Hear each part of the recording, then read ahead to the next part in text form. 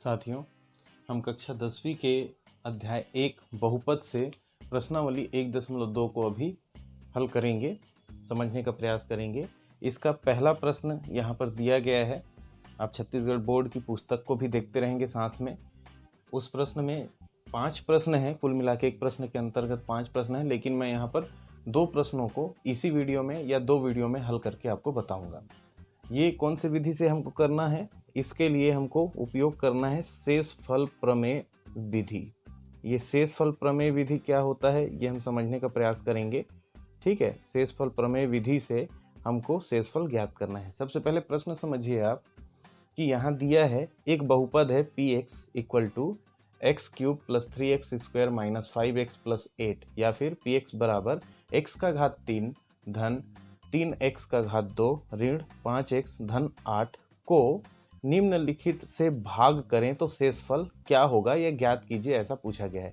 तो ये हो गया आपका भाज्य, ये हो गया आपका भाजक। इस भाजक से इसको भाग देंगे जब, तब हमको पता चलेगा कि शेषफल क्या आएगा। तो ये जो प्रक्रिया है लंबा चौड़ा होता है, आपने प्रश्नावली 1.1 में भी देखा होगा।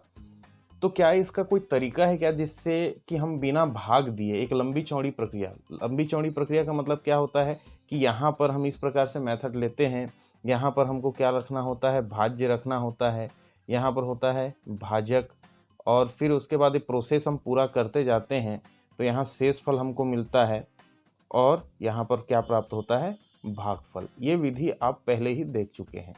तो इसको हमको भाज्य की जगह पर रखना होगा, ये हमारा भाजक हो गया यहाँ पर, और पूरी प्रक्रिया हम हल करेंगे तब हमको शेषफल की प्राप्ति होगी। वही शेषफल यहाँ ज्ञात करने के लिए कहा गया है। लेकिन शेषफल प्रमेय की सहायता से ये पूरी लंबी चौड़ी प्रक्रिया हमको अपनाने की आवश्यकता नहीं होती। हम एक सिंपल सा एक मेथड है जिसका उपयोग करके डायरेक्टली शेषफल ज्ञात कर सकते हैं, तो उसको हम अभी समझेंगे।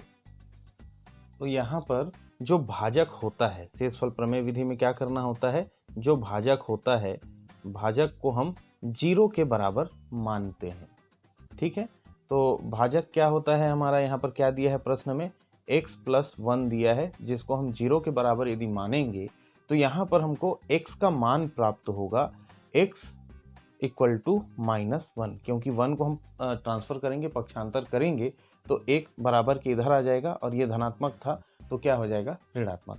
अब हमको x का एक मान प्राप्त हो गया, x equal to -1।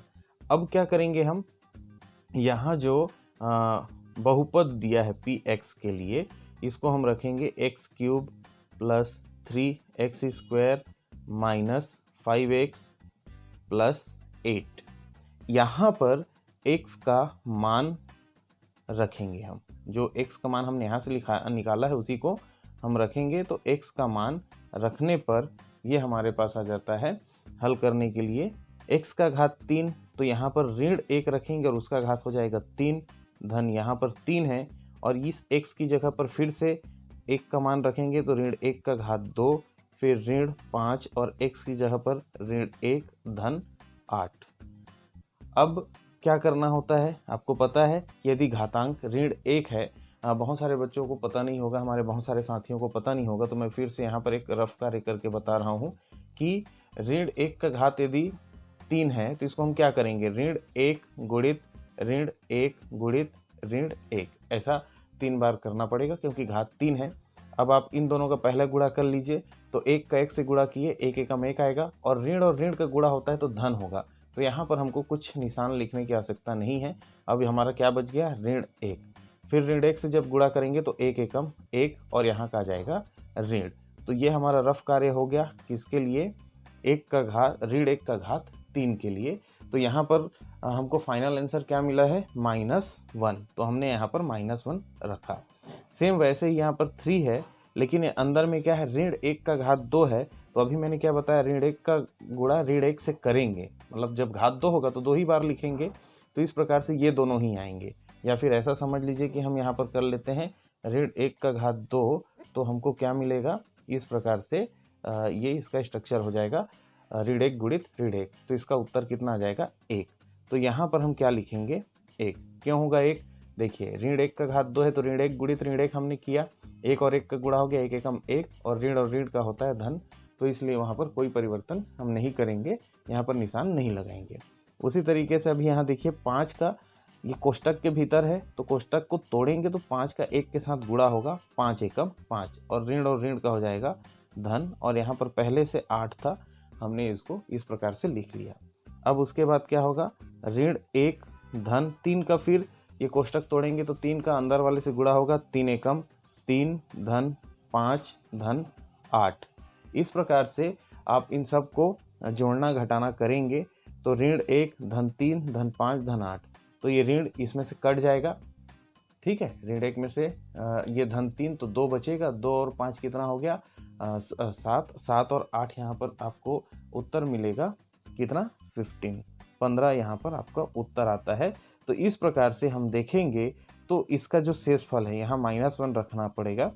-1 equal to हमको क्या मिल गया, ये x की जगह पर -1 है, इसलिए इस x की जगह पर हमने क्या किया, यहाँ पर -1 रखा है और उस प्रकार से सभी का हल किया। तो यहाँ पर हमको इस प्रश्न का जो शेषफल है वो कितना प्राप्त होता है, 15 मिलता है। तो ये है शेषफल प्रमेय। जैसा मैंने बताया वैसे ही आप समझने की कोशिश कीजिएगा। ये पहला प्रश्न मैंने हल करके यहाँ पर बता दिया। इस प्रश्न को हम नेक्स्ट वीडियो में देखेंगे। यहाँ पर जो भी समझ में नहीं आया होगा आप कमेंट करके हमको जानकारी दीजिएगा कि क्या समझ में नहीं आया, क्या कठिनाई है, और जहाँ पर भी समझ में नहीं आया होगा रिवाइंड करके भी देख सकते हैं। तो उम्मीद है आपको गणित समझ में आया होगा, आप बनाने की कोशिश भी करेंगे। बाकी प्रश्नों को इन्हीं की सहायता से बनाने का प्रयास कीजिएगा। धन्यवाद।